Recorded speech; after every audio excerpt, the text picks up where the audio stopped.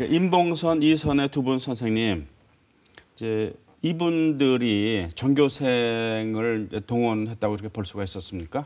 어떻게 네, 봐야 맞습니다. 될까요? 네. 아까 리포팅에서도 잘 설명이 됐는데요. 네. 그 이선애와 임봉선은 네. 그때 나이가 22. 네. 지금 생각해도 정말 빛나는 청춘의 네. 그리고 그렇죠. 네. 임봉선 같은 경우는 이제 교사로 임용된 지 1년밖에 안 됐을 때였고요. 네. 굉장히 초임 교사였고. 네. 근데 이 임봉선이 평양하고 이제 서울에서 3.1 네. 운동을 했을 때 네. 여성들이 많이 나가서 활약을 했다는 얘기를 듣고 신명여학교 학생들도 같이 동참을 해야 되겠다 이렇게 네. 생각해서 네.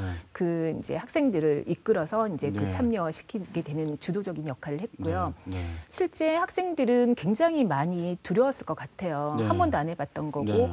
그렇게 이제 했을 때 어떤 네. 뭐 당연히 뭐 체포가 되거나 심지어 어떤 학생은 유서를 써놓고 나가기도 했다라고 얘기를 하니까 네.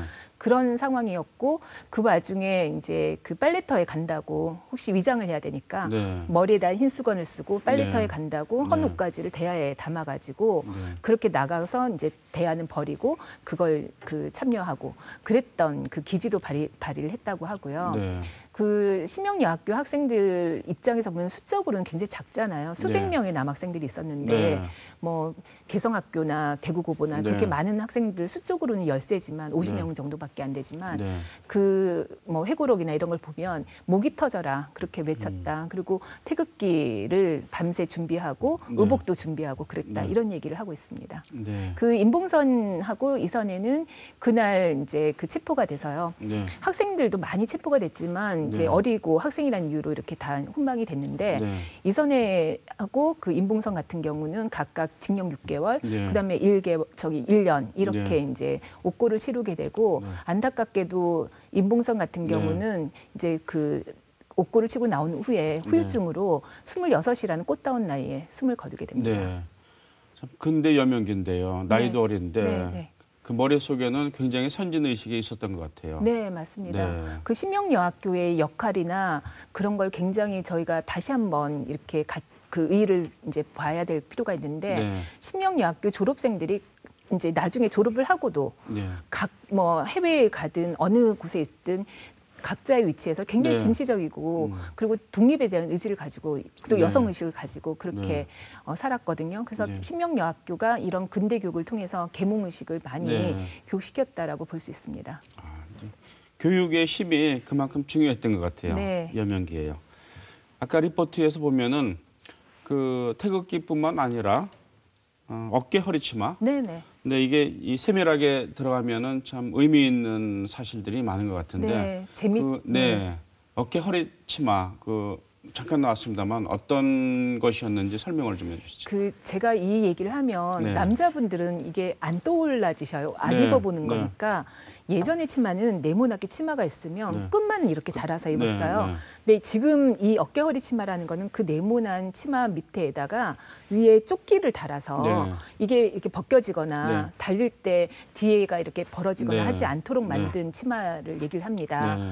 그래서 이 치마를 준비하라고 했던 거는 이제 3.8 그 만세운동 때 이제 가면 뛰어다니거나 네. 아니면 또 체포가 될 수도 있잖아요. 네. 그럼 체포가 됐을 때 어떤 악형을 당할지 모르니 반드시 어깨 허리 치마를 만들어서 입고 나가라 이런 그 당부를 선배들이 네. 했다고 그래요. 그런 네. 내용들이 김학진 그때 당시에 신명여학교 1학년 네. 나이가 14살 그 할머니가 돼서 회고록을 쓰시는데 거기에 그런 내용이 나옵니다. 네. 그래서 이 어깨 허리 치마가 이제 그때 신명여학교 학생들한테 보급이 됐다고 하거든요. 네. 그러면 그때 그러면 19년에 그 이제 그러니까 어깨허리가 치마가 이제 개발이 됐는가라고 이제 누가 물어보시던데 그런 거는 아니고요. 네. 아까 리포팅에 잠시 나왔는데 한 1910년, 11년 이때쯤에 이화학당에서 네. 그 선생님으로 있었던 그 선교사 분들이 네. 체육 활동을 하려고 보니까 너무 이제 활동성이 떨어지는 거예요. 그래서 어깨허리 치마를 디자인해서 고안해서 이제 보급을 했는데 심리적인 저항감도 많았다고 합니다. 그게 전체 학생들한테 보급되는데 3개월 이상 걸렸다고 네. 하거든요. 네. 그리고 뭐 어떤 그 여학생 같은 경우는 엄마가 만들어준 치마가 이게 망쳐진다고 울기도 했다 그러고. 근데 어쨌거나 복식사 쪽으로 보면 그때 그 3.1 운동을 거치면서 이 어깨 허리 치마가 전국적으로 보급되는 계기가 되기도 했습니다. 네. 그런 디테일한 역사들이 전부 복원돼야지 진정한 완성된 역사가 되지 않을까 하는 생각도 드네요. 네, 맞습니다. 그리고 역시 리포트에 나왔습니다만 이제 현계옥이라는 네. 이런 존재. 네. 기생 출신이지만 이 현계옥 선생의 활약도 우리가 빼놓을 수 없을 것 같아요.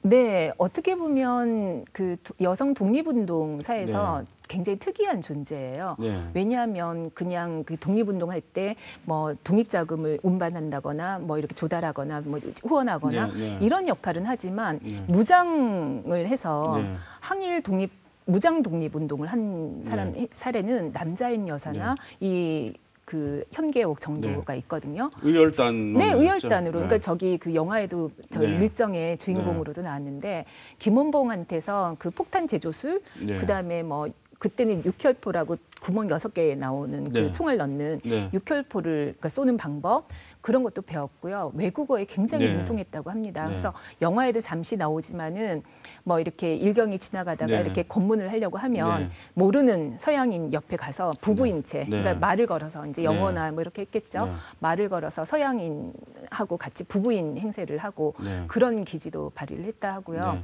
현계옥은 원래는 달성 출신의 기생이었습니다.